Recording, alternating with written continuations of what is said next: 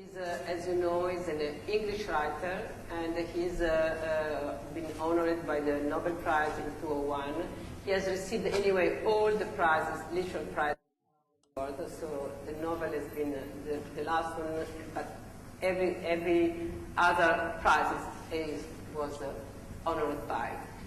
He's as I said, an English writer. He has a long way in his work, and he starts from a novel and so fiction and to arrive in non-fiction. He will read a part of this book, Reading and Writing, in which he explained a little bit what the itinerary that he did to arrive and from where he started and where he arrived in writing and in explaining him in his work. I want just to ask you, if you have any question, please just write in English, of course. And after somebody will keep and will just answer at the end. When Sir Naipaul will have finished to read his pages, we'll make question and answer. Maybe part of the questions that I will do will be what you would like to ask by yourself, and something that you want to ask, please write on the paper. Thank you. So you can read the... Read now? You read now.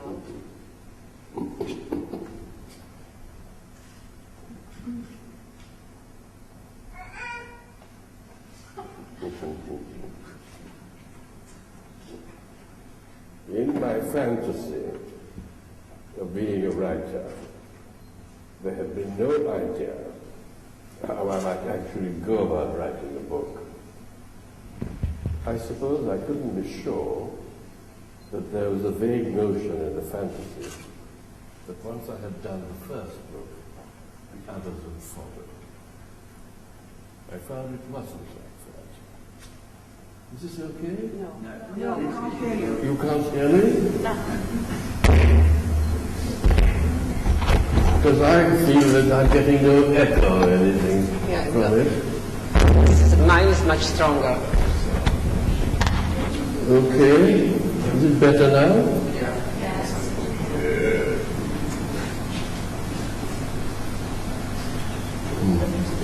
I found it wasn't like that. The material I had didn't permit it. In those early days, every new book meant facing the old blankness again and going back to the beginning. And I must say that is true even to this day. You know, when I'm nearly 80, and thinking of myself as being near the end of things, and if I start thinking about writing a book, it's just like that. There is something that recurs in writing, for me at any rate. The later books came like the first, driven only by the wish to do a book, with an intuitive or innocent or desperate grasping at ideas, at material, without fully understanding where they might lead. Knowledge came with the writing. Each book took me to deeper understanding. That led to a different way of writing. Every book was a stage in the process of finding out. It couldn't be repeated. My material, my past, separated from me by place as well, was fixed and, like childhood itself, complete. It couldn't be added to. This way of writing consumed it, consumed the childhood of the material connected with childhood. Within 5 years, I had come to an end. My writing imagination was like a chalk-scrawled blackboard, wiped clean in stages, and at the end, blank again, tabula rasa. Fiction had taken me as far as it could go. There were certain things it couldn't deal with. It couldn't deal with my years in England. There was no social depth to the experience. It seemed more a matter for autobiography. And it couldn't deal with my growing knowledge of the wider world. Fiction, by its nature, functioning best within certain fixed social boundaries, seemed to be pushing me back to worlds like the island world, or the world of my childhood, smaller than the one I inhabited. Fiction, which had once liberated me and enlightened me, now seemed to be pushing me towards being simpler than I really was. For some years, 3, perhaps 4, I didn't know how to move. I was quite lost. Nearly all my adult life had been spent in countries where I was a stranger. I couldn't, as a writer, go beyond that experience. To be true to that experience, I had to write about people in that kind of position.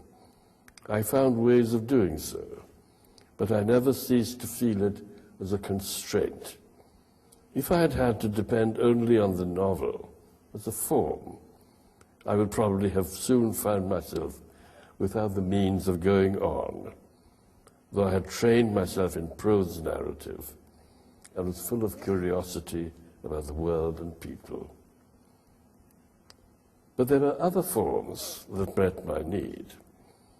Accident had fairly early on brought me a commission to travel in the former slave colonies of the Caribbean and the old Spanish Main. The Spanish Main is South America, just below the Caribbean Sea. I had accepted that commission for the sake of the travel. I hadn't thought much about the form.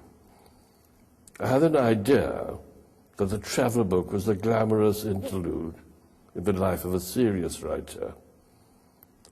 But the writers I had had in mind, and there could have been no others, were metropolitan people: Aldous Huxley, D.H. Lawrence, Evelyn Waugh.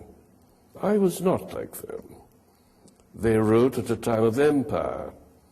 Whatever their character at home, they inevitably in their travel became semi-imperial, using the accidents of travel to define their metropolitan personalities against a foreign background.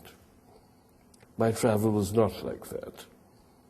I was a colonial traveler in New World plantation colonies, which were like the one I had grown up in. To look as a visitor at other semi-derelict communities in the spoiled land, in the great romantic setting of the New World, was to see, as from a distance, what one's own community might have looked like.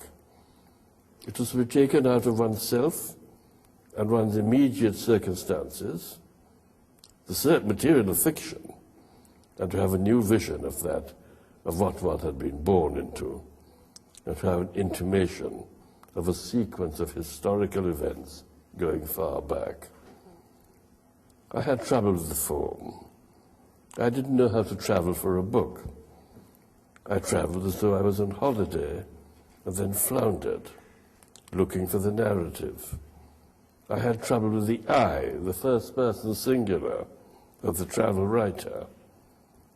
I thought that as a traveler and narrator, he, that I, was in unchallenged command and had to make big judgments.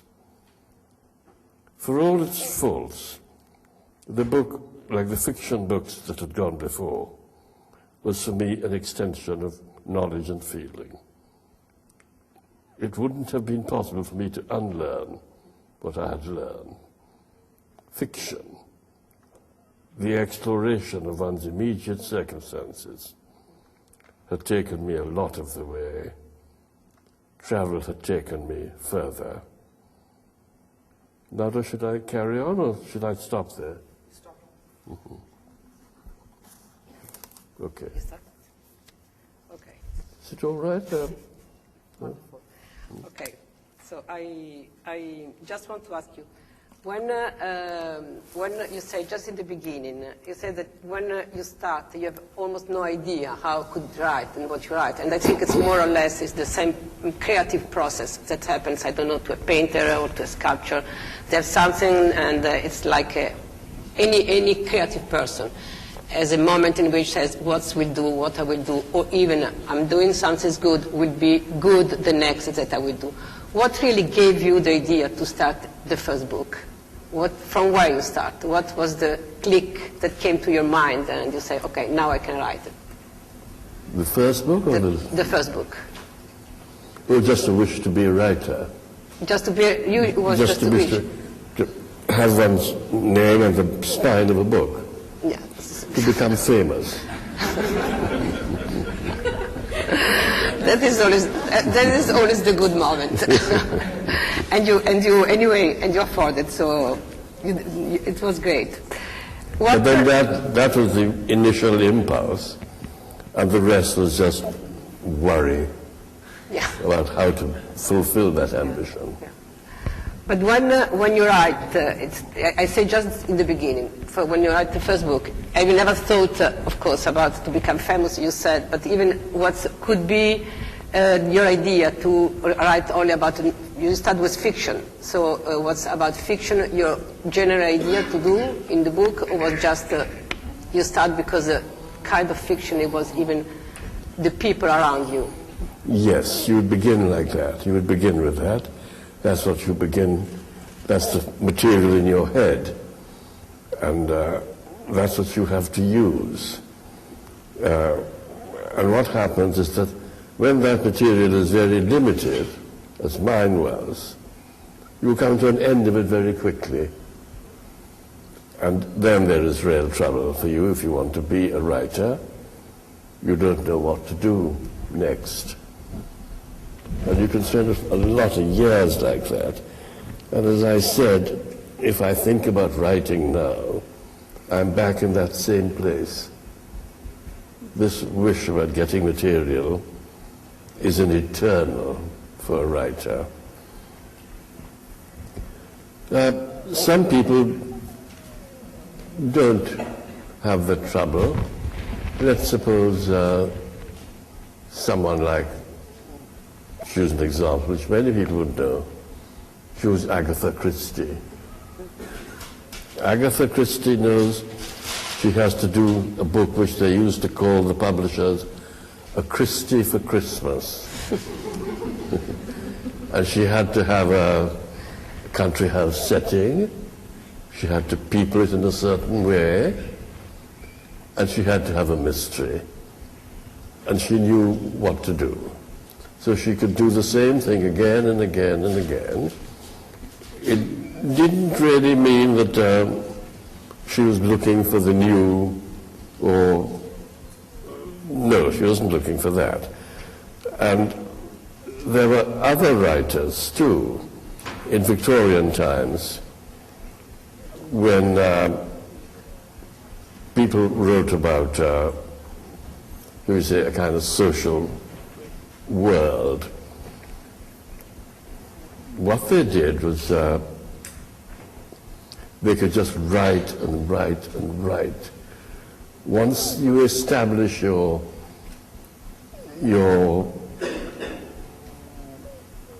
world, your culture, and the rules of that world, you can just go on.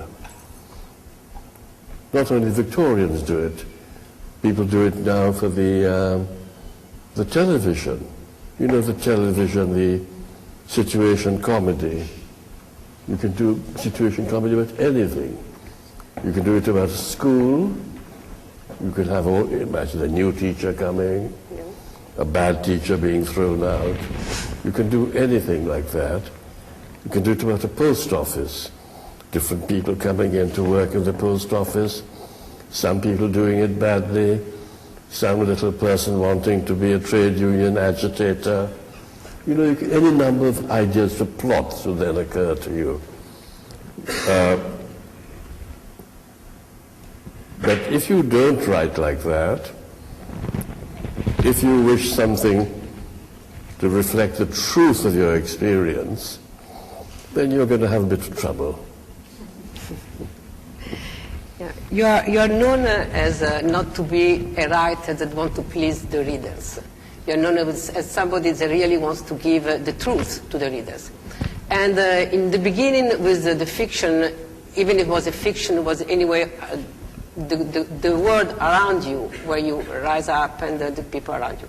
And you said that if you should go on with fiction, you will be dried up in 4 or 5 years. Oh, yes. So that's why you started to travel, and even if it was in a different way to travel, and even after you were more and more involved by people and the world and really the problems. Yes. You never really been as far, I mean, in your book, you've always been very interested what's happened to the people, how they come from, what's happened in their own way. So but real people. That's why. Yes, yes, and even with the traveling, I learned a lot more as I went on, and my big discovery, a very obvious one, but you'll see how important it is, was that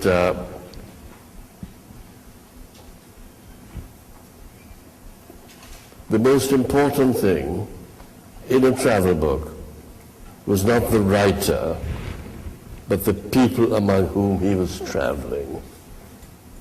So that was a great discovery. So you start looking out at yourself, and you eventually arrive at a new form. The form is this form of traveling on a theme, traveling to find out, traveling to look at people.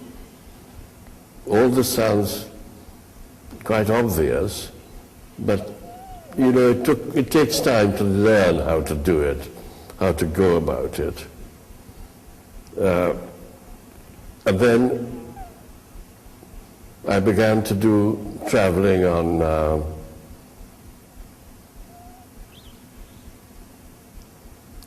historical developments. One of them, for example, was the Islamic awakening. That took a lot of my energy in the late 70s. That was very interesting to me, going to these places, not in the Arab world, outside the Arab world.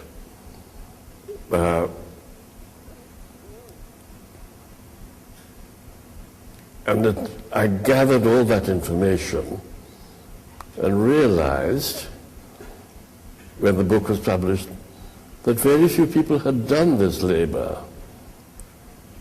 It was a new way of going about the world, looking at it.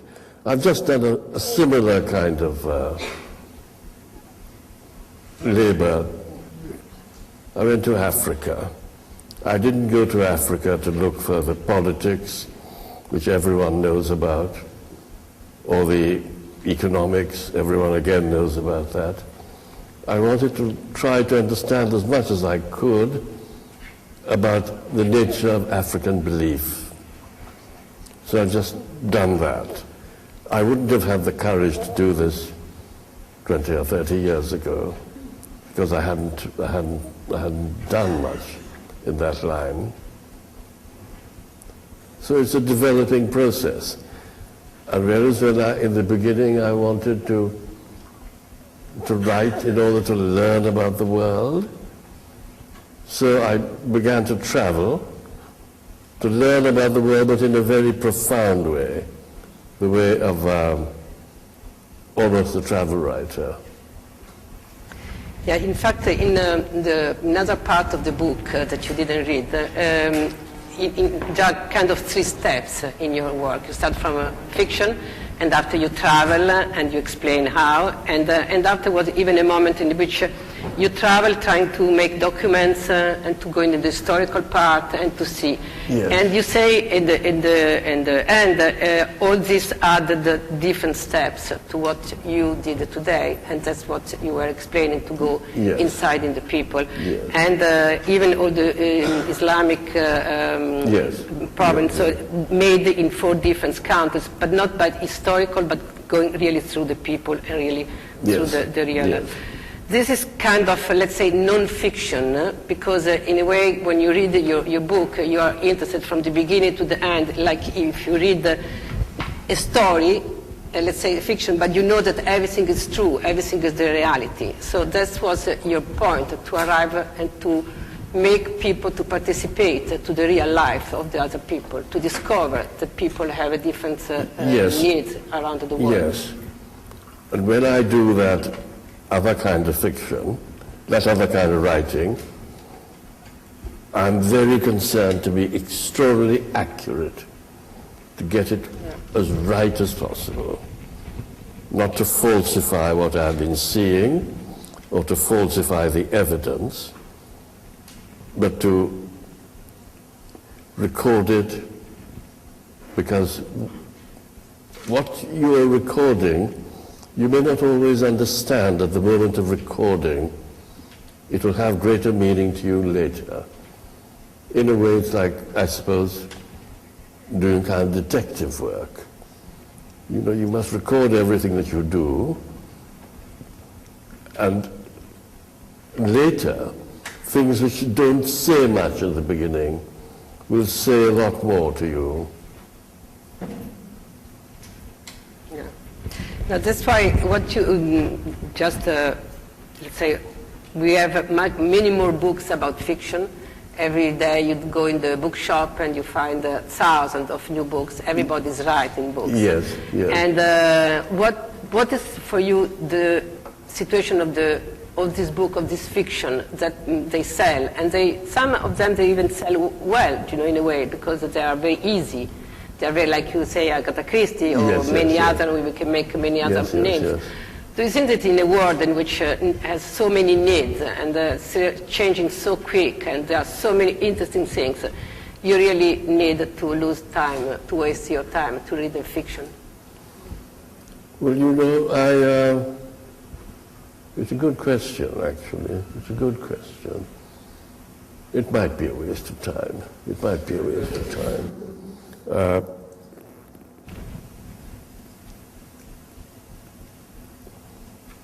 Because very few imaginations have that incandescent quality that will light up a whole world or new scene for you. What you would get mainly would be a kind of, I'm speaking generally, a feeble imagination doing things which are obvious and which have been done before, which doesn't really help anybody.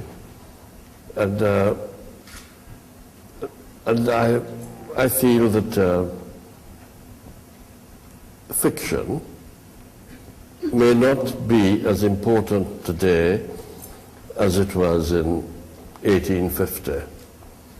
In 1850, the writing of fiction was probably the equivalent of the cinema, the theater, all these things combined, because it was the one thing where people could lose themselves in imagination. It isn't like that today. And the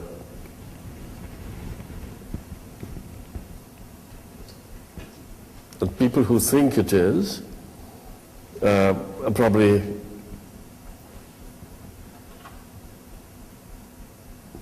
going to be in a lot of trouble.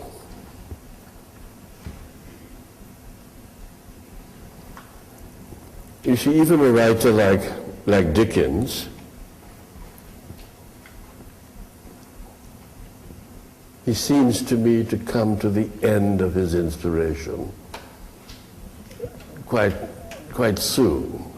The early Dickens is marvelous, very new, but then he gets to the end of that material and he begins to deal with things in his own tricky way. He does little games, which we all know about. So it is a problem. It is a problem for writing. How in a world where there are endless television serials and comedies, endless magazines, endless films, what room can there be for the man who writes to the printed page, which excites the imagination in a different way?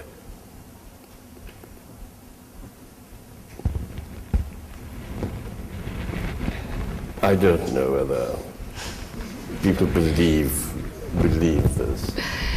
They think, nonetheless, I will go ahead and write my novel, or my 2 novels, and then I'll have nothing more to say, but I'll still have written my novels, you know? Yeah. Are there any number of people who give you courses how to write a novel? This is so strange, isn't it? They don't tell you how to paint a masterpiece. They don't tell you how to do nice sculpture, but they tell you how you can write a book. And so we have many interesting examples now. People from all over the world going to these writing courses, bringing their separate experience. And that experience is being trained by the writing courses to come out in exactly the same way. So you have many people appearing to write the same book. And this might seem a kind of universality, or it might be a kind of tedium, actually. And I think probably it is tedium. It is tedium. No, because in a way, if I can compare, of course, it's a completely different way. As we are living in an era that is completely about vision, people that are images, and they read less than what they look at and what they're used to look. Maybe a little bit is the same for me, the fiction is what's happening even in the magazine, because we are all trying to go in a way to find something new. At the end, we become all similar. Yes. And for me, it's the same what's happening in the image and in the fiction. You read a book and you think that you have read many other times, and sometimes you open a magazine, and I'm in a magazine, so I'm not talking about everyone else, I'm talking about myself, that it seems that you have already seen this image. So that's why I think that the life is much more fantasy than the fiction. Yes. And maybe even the more than to do fiction books, it's better to read real life. And maybe sometimes it's better to leave Photoshop and to leave, this fake image and to go back to real life, to real people. So this is, I think it's a problem in a different way in the literature and in the vision. I think it's in a different way, of course, but we are more or less in the same step. Both of us, we have to decide in which way to go. So it's a big problem. It's a big, not only for writing, I think it might be extended to other arts that have been left behind by the modern world, like painting.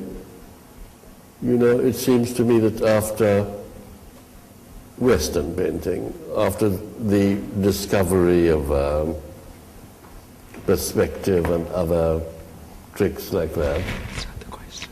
We have it. And then later, Cézanne and Van Gogh. After these people, there are no new discoveries.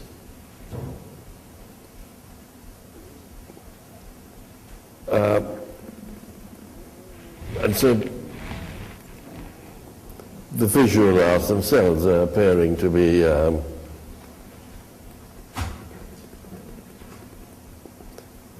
idle, not doing anything. But I think that people in the audience might have views about this. You know, there are different views in this matter. Nadira, you have some questions? Maybe, yes, we have some questions. Mm-hmm. Okay. There are some questions. Do you want to... I give you mine. No, I think I can manage. Can you hear me? Yeah.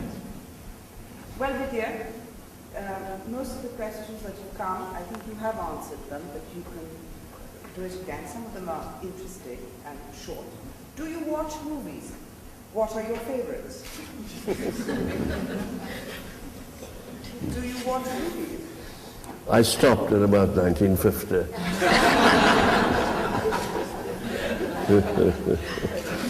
I don't know why I stopped. I think it was because I thought the great films of the 30s and 40s had a kind of social point. And if you look at them again these days, we just talked in Daldra about a film called High Sierra with Ida Lupino and Bogart. It's very moving still. Quite different from the stuff that's coming out of America now, which is full of tricks, technically very accomplished, but none of that social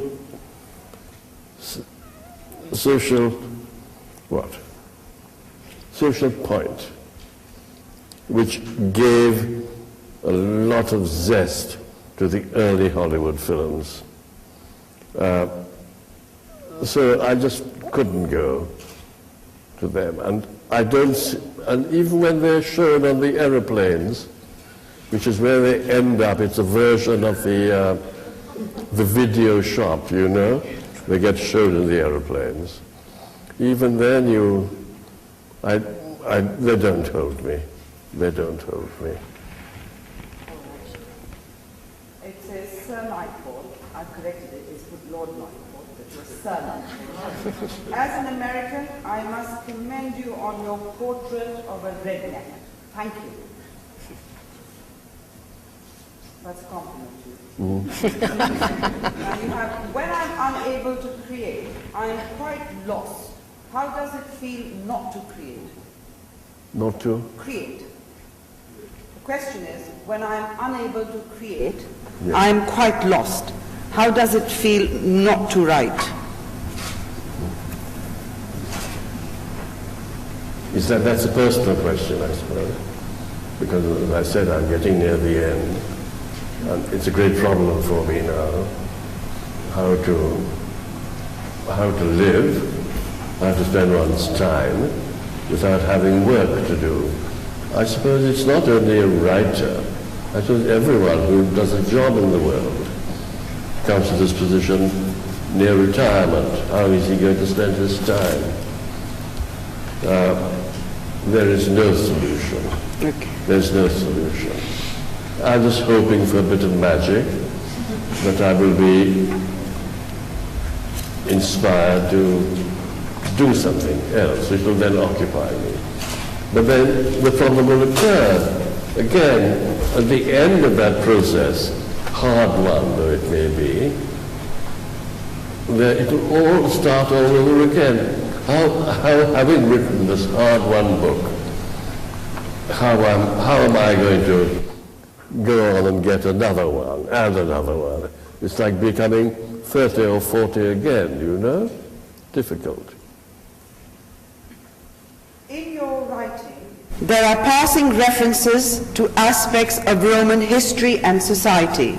What is your fascination with Roman culture and history? I'm a friend of the late Jim Allen. I think Jim Allen is a man I met in Africa in 1966 and became quite attached to. I was hoping to go and see him. He was connected with the Fort Jesus Museum in Mombasa, I think.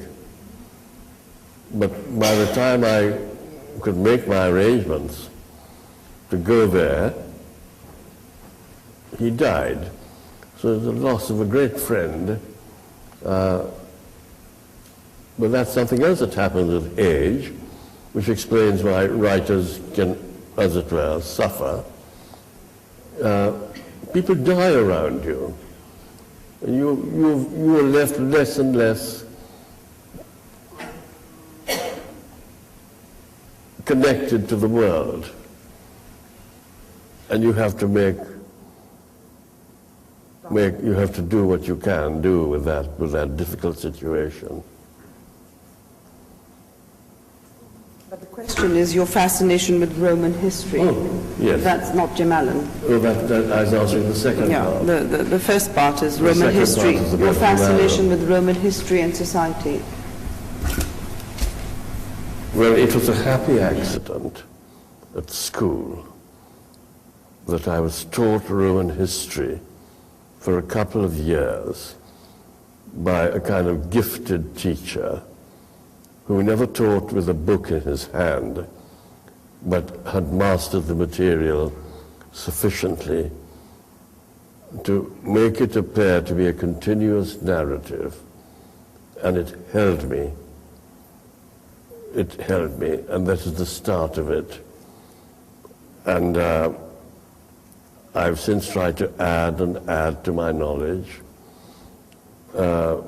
because it's a magnificent subject for study, the ancient world, because it has created the world in which we live.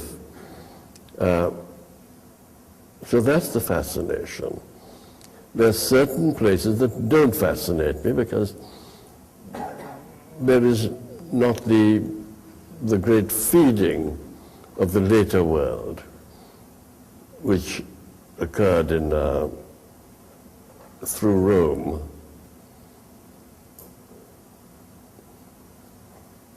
I suppose I'm interested too in the great story of power being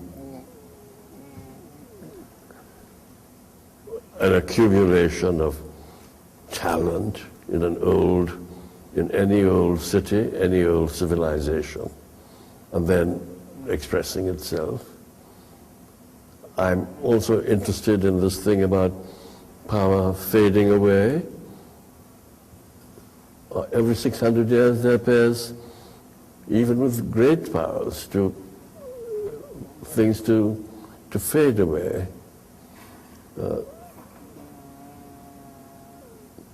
That's a feeble thing, but okay. It's all I want to go into at the moment.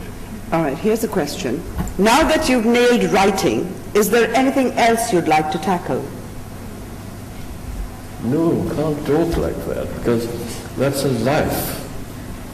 That requires an immense dedication. It's a vocation. You have to give your life to it.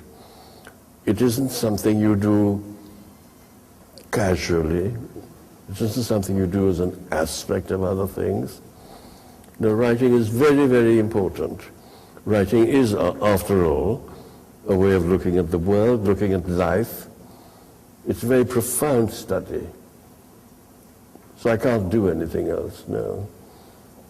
I think we'll take 2 or 3 more questions because we're running out of time. Okay. And this question is, what can you tell us about your forthcoming book, The Mask of Africa? I mentioned that earlier. Yeah. It is not about political Africa or economic Africa, which everyone knows about. I really wanted to get an idea of the philosophical underpinning or the religious underpinning of the African cultures. And that was fascinating to me. Again, it was a discovery. And the greater difficulty, of course, was not understanding the people. It was going past the governments that are very difficult nowadays about their visas, you know? They don't want you in. So you might have trouble there. 2 more, last 2. Okay. Do you think writing is also therapy? Do you have such a feeling? Writing is Therapy. Do you look at it as a form of therapy? No. That was sent me by a criminal.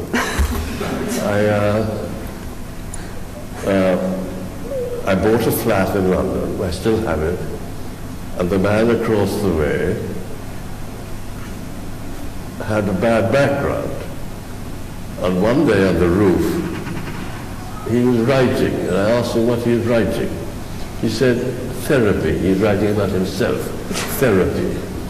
Really, he should simply have just gone to jail quietly and ended it there, you know? But the therapy was no, writing is not therapy. Okay, I think that's it. There is a question, but I don't know whether, well, I will ask you.